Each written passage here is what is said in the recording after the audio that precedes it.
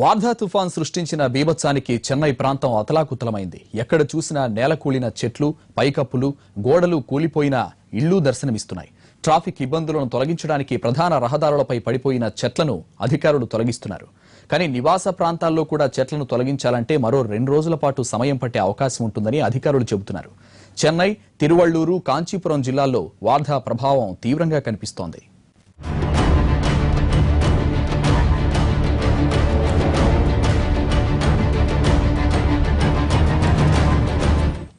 తుఫాన్ తీరం దాటినా అది సృష్టించిన విలయం మాత్రం భీకరంగా ఉంది. ముఖ్యంగా తీరం వెంబడి ఇళ్లు, చెట్లు భారీగా సంఖ్యలో కూలిపోయాయి. బోట్లు వందల సంఖ్యలో కొట్టుకుపోయాయి. వేల సంఖ్యలో దెబ్బతిన్నాయి. మత్స్యకారుల ఇళ్ల పైకప్పులు, రేకులు ఎగిరిపోవడంతో వారే స్వయంగా పునరుద్ధరించుకునే పనులు చేపట్టారు. చెన్నైలో మత్స్యకారులు ఎదుర్కొంటున్న పరిస్థితిని మా ప్రతినిధి మోహన్ అందిస్తారు. వార్ధా తుఫాన్ చెన్నైలో విధ్వంసం సృష్టించింది. 2 గంటల పాటు వీచినటువంటి బలమైన గాలులు, భారీ వర్షం చెన్నైలో విలయ తాండవం చేసిందని చెప్పొచ్చు. చెన్నై వాసులకు నిన్నటి రోజున ఒక పీడకలను మిగిల్చి వెళ్ళింది వార్ధా తుఫాన్. గత 50 సంవత్సరాలలో చెన్నైకి సంబంధించి దాదాపు 17 సార్లు తుఫాన్ ప్రభావం వచ్చింది. గత 22 సంవత్సరాల క్రితం ఇలాంటి తుఫాన్నే చెన్నై వాసులు చూశారు. తిరిగి 22 సంవత్సరాల తర్వాత మరోసారి చెన్నై వాసులకు తీవ్రమైనటువంటి తుఫాన్ ప్రభావాన్ని ప్రత్యక్షంగా చూసేటటువంటి పరిస్థితి కలిగింది. గతంలో 1994లో చెన్నైలో వచ్చినటువంటి తీవ్ర తుఫాన్ కారణంగా దాదాపు 27 మంది మృత్యువాత పడగా, నిన్నటి రోజున వచ్చినటువంటి వార్ధా తుఫాన్ కారణంగా 8 మంది మృతి చెందినట్లు అధికారులు పేర్కొంటున్నారు. ఇక వార్ధా తుఫాన్ కారణంగా మనం ఇప్పుడు ప్రస్తుతం మెరీనా బీచ్ వద్ద ఉన్నాం. మత్స్యకారులు కట్టుకున్నటువంటి నివాసాన్ని మనం ప్రత్యక్షంగా కూడా చూడవచ్చు.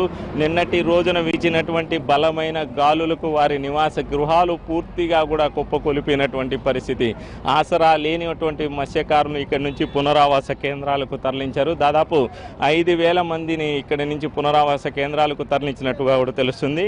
సముద్ర తీరానికి సంబంధించి దాదాపు 46 మత్స్యకారుల గ్రామాల్లో 50,000 మంది ప్రజలు ఉండగా, నిన్నటి రోజున తుఫాన్ తీవ్రతను దృష్టిలో పెట్టుకొని దాదాపు 10,000 మందిని పునరావాస కేంద్రాలకు తరలించారు. దాదాపు 96 పునరావాస కేంద్రాలను కూడా ఏర్పాటు చేశారు. ఇక నిన్నటి రోజున వచ్చినటువంటి తుఫాన్ తీవ్రతకు మత్స్యకారులకు తీవ్రమైనటువంటి నష్టాన్ని మిగిల్చిందని చెప్పొచ్చు. దాదాపు 5 రోజులుగా కూడా మత్స్యకారులు ఎవరు కూడా వేటకు వెళ్ళనటువంటి పరిస్థితి. ఇక మరో 2 రోజుల పాటు కూడా మత్స్యకారులు ఎవరు సముద్ర తీరంలో వేటకు వెళ్ళకూడదంటూ కూడా అధికారులు ఆదేశించడంతో వారంతా కూడా తీవ్రమైనటువంటి ఇబ్బందులకు గురవుతున్నారు. నిన్నటి తుఫాన్ తీవ్రత దృష్ట్యా తాము కోల్పోయినటువంటి నివాసాలను తిరిగి పునరుద్ధరించుకునేటటువంటి ప్రయత్నాన్ని మత్స్యకారులు చేస్తున్నారు. ఇక్కడ మనం ప్రత్యక్షంగా కూడా చూడవచ్చు. మత్స్యకారుల గృహాలకు ఉన్నటువంటి రేకులన్నీ కూడా ఎగిరిపోయినటువంటి నేపథ్యంలో తిరిగి వాటిని పునరుద్ధరించుకునేందుకు మత్స్యకారులే స్వయంగా చేసుకుంటున్నటువంటి పరిస్థితి. తమకు ప్రభుత్వం నుంచి ఎలాంటి సహకారం అందకపోవడంతో మత్స్యకారులే తమ నివాసాలను తిరిగి పునరుద్ధరించుకునేటటువంటి పరిస్థితి కనిపిస్తుంది. ఇక మరో 2 రోజుల పాటు తాము వేటకు వెళ్ళలేనటువంటి పరిస్థితిలో తమ జీవన భృతి కోల్పోతున్నాం అని చెప్పి కూడా మత్స్యకారులు వాపోతున్నారు. ఇది నిన్నటి రోజున వచ్చినటువంటి తుఫాన్ కారణంగా చెన్నైలో మత్స్యకారులు ఎదుర్కొంటున్నటువంటి ఇబ్బందులు. గంటకు 100 నుంచి 180 కిలోమీటర్ల వేగంతో వీచిన ఈదురుగాలులకు చెన్నైలోని నివాస ప్రాంతాలు అస్తవ్యస్తంగా మారాయి. భారీ వృక్షాలు కూలి బిల్డింగులు, వాహనాలపై పడిపోయాయి. పునరుద్ధరణ పనులు కొనసాగుతున్నా పరిస్థితి చక్కదిద్దడానికి మరో 2 రోజులు పట్టే అవకాశం ఉంది. చెన్నైలోని ట్రిప్లెకిన్ ప్రాంతం వద్ద పరిస్థితిని మా ప్రతినిధి మోహన్ అందిస్తారు.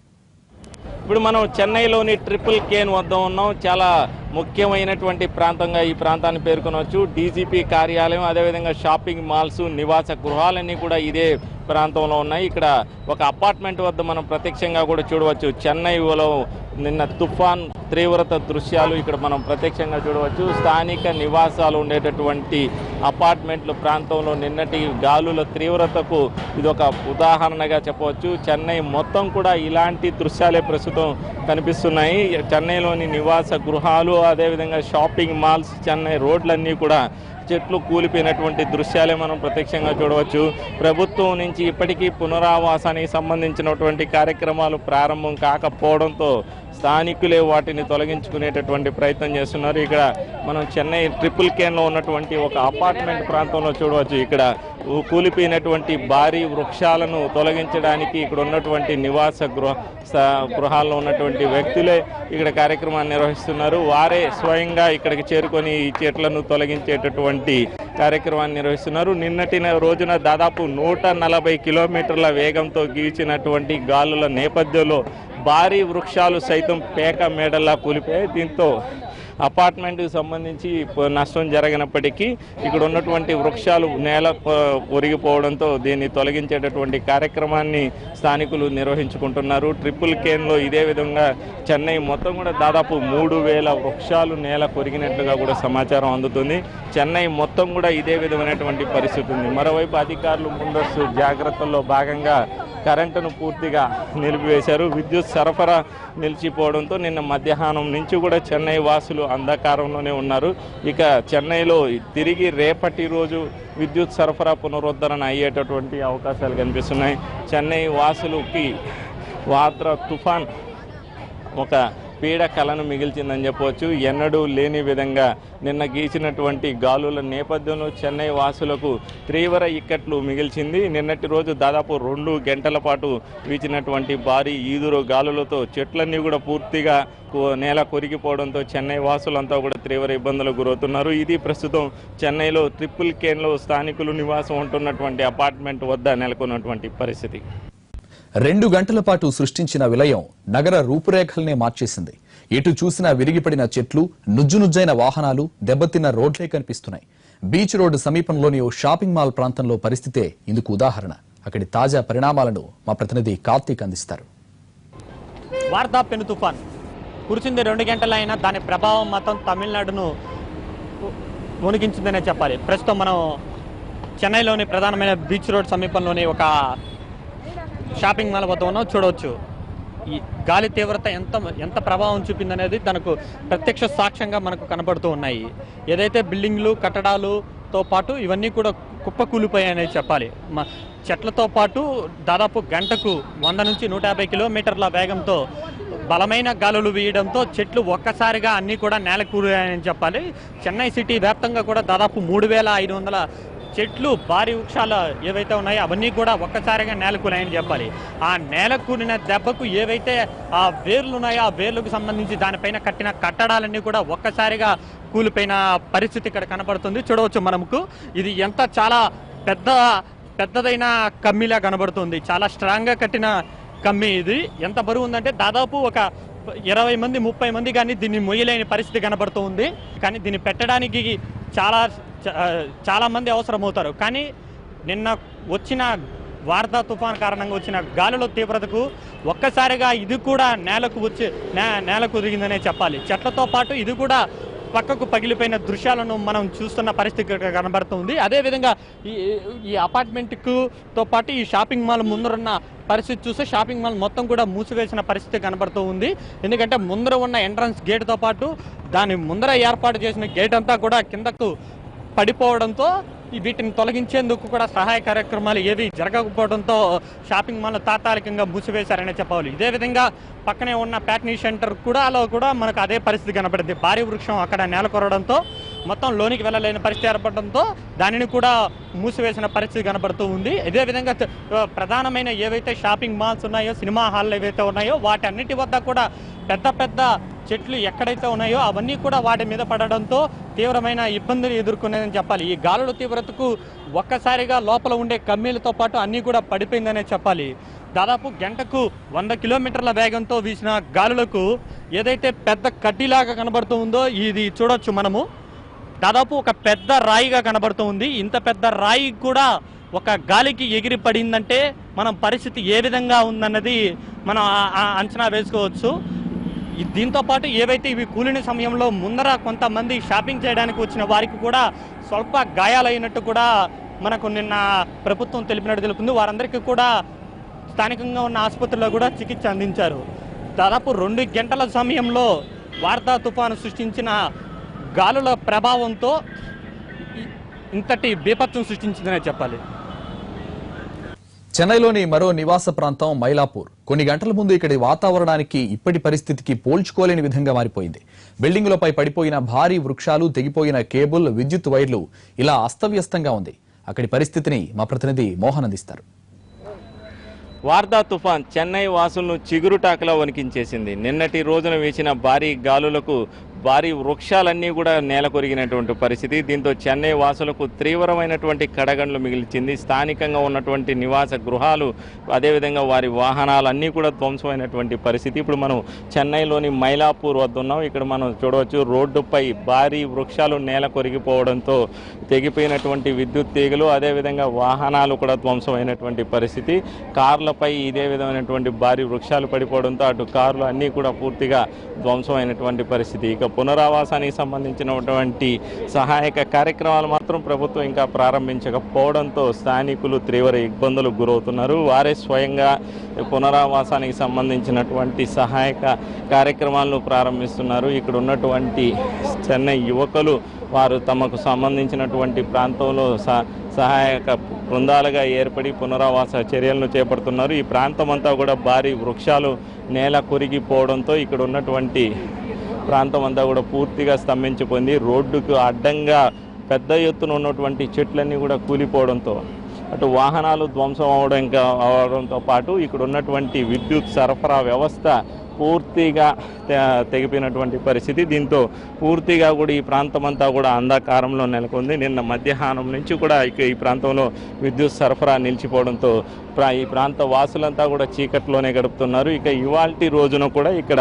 ప్రస్తుతానికి విద్యుత్ సరఫరా పునరుద్ధరణ అయ్యే పరిస్థితి కనిపించడం లేదు. ఇక్కడ ఉన్నటువంటి ప్రాంతానికి ఇప్పటి వరకు కూడా ప్రభుత్వానికి సంబంధించినటువంటి అధికార యంత్రాంగం ఎవరు కూడా తరలి రాకపోవడం, ఇక్కడ ఉన్నటువంటి భారీ వృక్షాలను తొలగించడానికి దాదాపు 1 రోజు పైగా పట్టేటటువంటి అవకాశాలు ఉంటాయి. అటు తర్వాత విద్యుత్ వ్యవస్థను పునరుద్ధరించడానికి కూడా తీవ్రమైనటువంటి ఇబ్బందులు కలిగేటటువంటి పరిస్థితి ఉంటుంది. దాదాపు 2-3 రోజుల పాటు ఈ ప్రాంతం అంతా కూడా విద్యుత్ సరఫరా లేకుండానే ఉండేటటువంటి పరిస్థితి ప్రస్తుతం కనబడుతుంది. పెద్ద ఎత్తున అంటే దాదాపు 100 సంవత్సరాలుగా ఉన్నటువంటి వృక్షాలన్నీ కూడా నిన్నటి రోజున వీచినటువంటి భారీ గాలులకు నేల కొరిగిపోయాయి. దీంతో మైలాపూర్లో ఉన్నటువంటి అంతర్భాగంగా ఉన్నటువంటి ఈ రోడ్డు మొత్తం కూడా పూర్తిగా కూడా వృక్షాలు నేల కొరిగినటువంటి భారీ వృక్షాలని కనిపిస్తున్నాయి. ఇక్కడ మనం ఒక ప్రత్యక్షంగా కూడా చూడవచ్చు, భారీగా ఉన్నటువంటి ఒక వృక్షం నివాస గృహంపై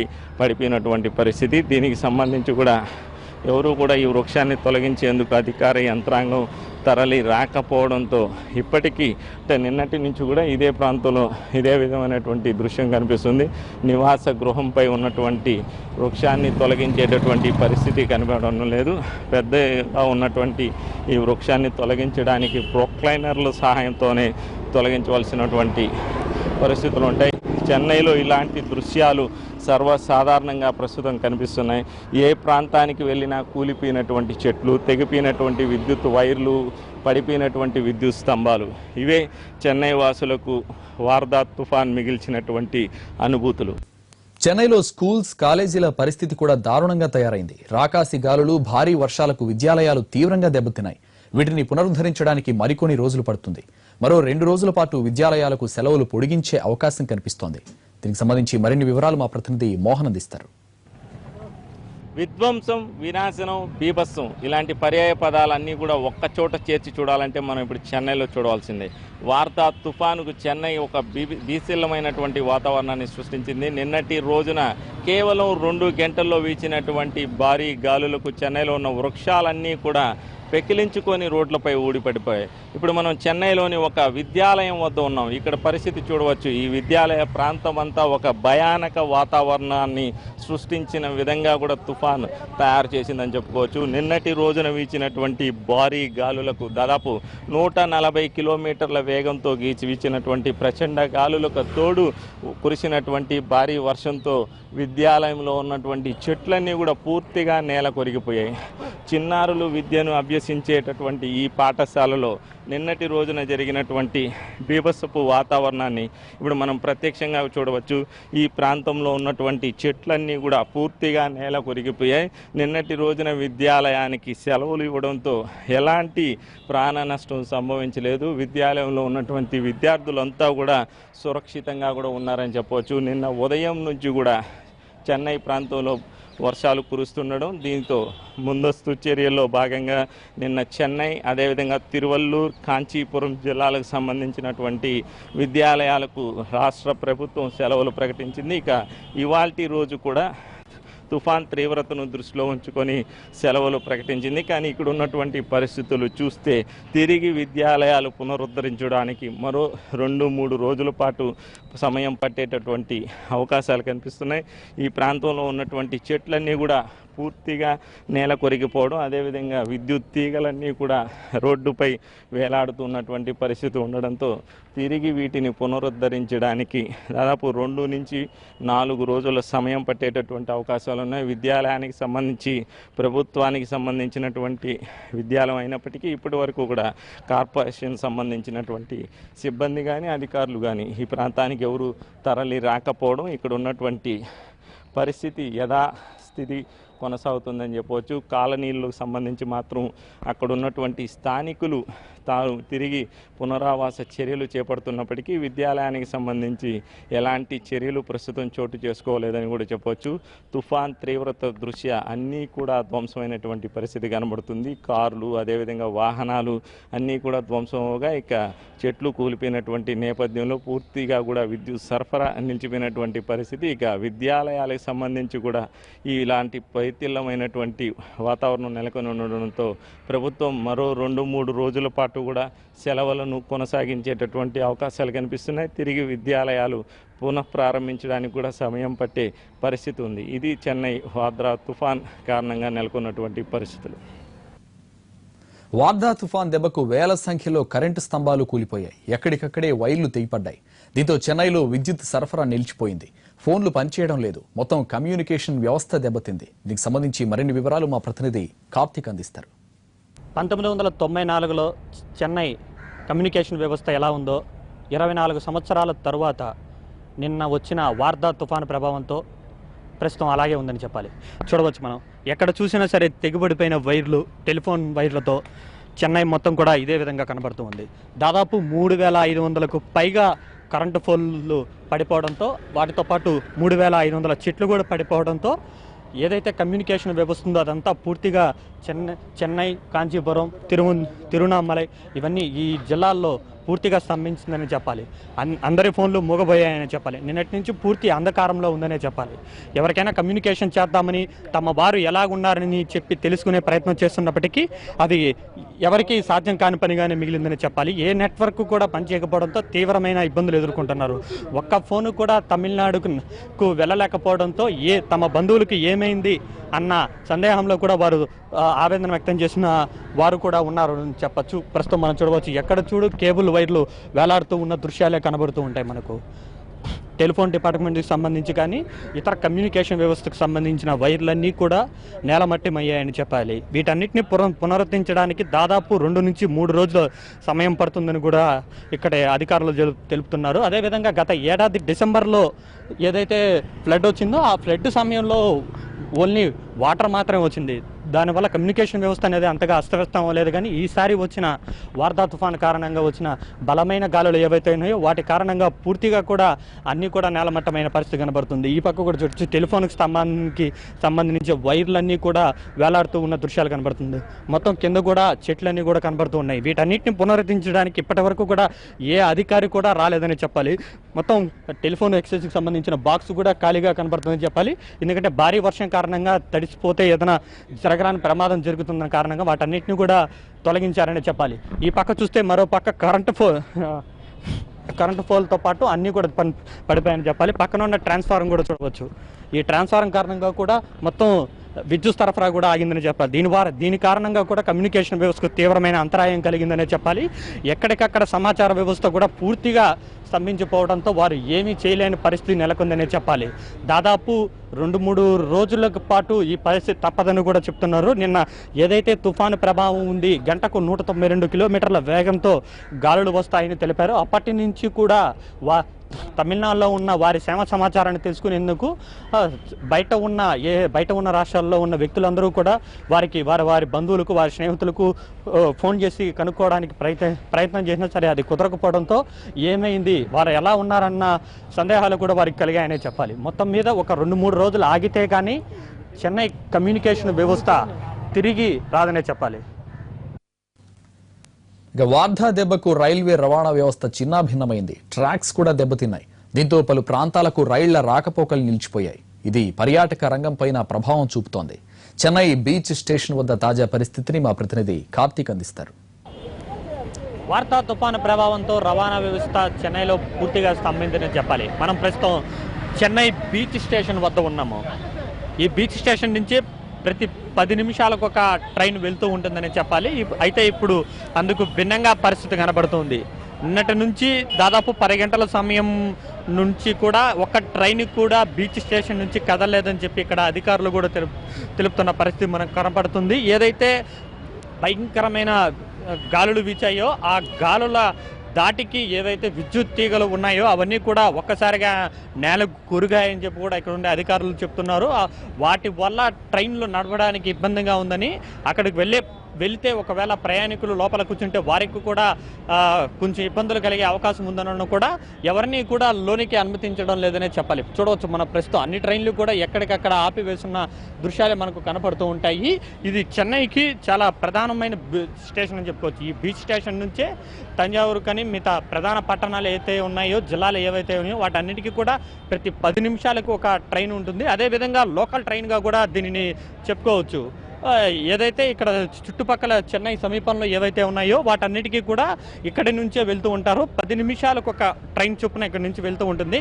నిన్నటి పరిస్థితి చూస్తే దాదాపు 17 ట్రైన్లను రద్దు చేసినట్టు నిన్న అధికారులు తెలిపారు. అదేవిధంగా 13 ట్రైన్లను దారి మళ్లింపు కూడా చేశారు. ఇక్కడ చూడవచ్చు మనకు నోటీస్ బోర్డులో కూడా కనబడుతుంది. 13, 12, 16 due to cyclone all trains from Chennai beach station cancelled until further advice అని చెప్పి ఒక నోటును కూడా ఇక్కడ రెడీ చేశారని చెప్పాలి. ఎవరైనా వచ్చిన వాళ్ళు కూడా దాన్ని చూసుకుని వెనుదొరుకుతున్న పరిస్థితి కనబడుతుంది. మరోవైపు ఇక్కడికి వచ్చిన వారందరినీ కూడా లోనికి ఎవరు వెళ్ళకూడదని కూడా ఇక్కడ భారీ గేట్లను కూడా ఏర్పాటు చేసిన పరిస్థితి కనబడుతుంది. ముందర 2 సెక్యూరిటీ గార్డులను పెట్టి వారిని అడిగే ప్రయత్నం చేస్తున్నారు. ఎవరైతే ఇక్కడ స్టాఫ్ను తప్పితే ప్రయాణికులను ఎవరిని కూడా లోనికి అనుమతించడం లేదు. వారందరినీ కూడా తిరిగి పంపివేస్తున్నారు. ఎందుకంటే లోపల పనులు జరుగుతున్నాయని, అందువల్ల వారికి ఏదైనా ఇబ్బంది కలిగితే దానికి రెస్పాన్సిబిలిటీగా ఉండాల్సిన పరిస్థితి ఏర్పడుతుందని చెప్పి వాళ్ళందరినీ కూడా లోనికి వెళ్ళనిచ్చే పరిస్థితి లేదని చెప్పాలి. దీనికి అక్కడి నుంచే ముందరి నుంచే ఈ గేట్లు ఏర్పాటు చేస్తారు. ఈ గేట్లు ఏర్పాటు చేయడంతోనే ఇక్కడి నుంచే వాళ్ళని వెనక్కి పంపివేసే ప్రయత్నం చేస్తున్నారని చెప్పాలి. దాదాపు లక్షలాది మంది ప్రయాణించే ఈ బీచ్ స్టేషన్ నుంచి దాదాపు ఒక 15 గంటలుగా ఒక ట్రైన్ కూడా ముందుకు కదలలేని పరిస్థితి ఏర్పడింది. ఈ ట్రైన్ రవాణా ఈ వ్యవస్థ రైల్వే వ్యవస్థ మరొక 24 గంటలు గడిస్తే కానీ పునరుద్ధకు నోచుకునే పరిస్థితి ఇక్కడ ఏర్పడిందని చెప్పాలి. ప్రయాణికులు కూడా తీవ్రమైన ఇబ్బందులు ఎదుర్కొంటున్నారని చెప్పాలి. ట్రైన్లన్నీ క్యాన్సిల్ అవ్వడంతో బస్సుల మీద ఆధారపడుతున్నారని చెప్పాలి. ఇకపోతే ప్రయాణికులందరినీ కూడా లోపలికి అనుమతించకపోవడంతో వారందరూ కూడా ఆందోళన చేస్తున్న పరిస్థితి ఇక్కడ మనం చూడవచ్చు. వచ్చిన వారందరూ కూడా ఎందుకు తమను లోనికి అనుమతించారంటూ కూడా వారు పోలీస్ సిబ్బందితో వాగ్వాదం కూడా చేసుకున్న పరిస్థితి కనపడుతుంది. అదేవిధంగా నిన్నటి నుంచి 17 ట్రైన్లను రద్దు చేసిన రైల్వే శాఖ ఈరోజు కూడా పలు ట్రైన్లను రద్దు చేసి పలు ట్రైన్లను దారి మళ్లింపుల చర్యలు చేపట్టారు. వార్తా ప్రభావం, పెనుగాలుల ప్రభావం ఏ విధంగా ఉందనడానికి ఇక్కడ పరిస్థితి అర్థం పడుతుందనే చెప్పాలి.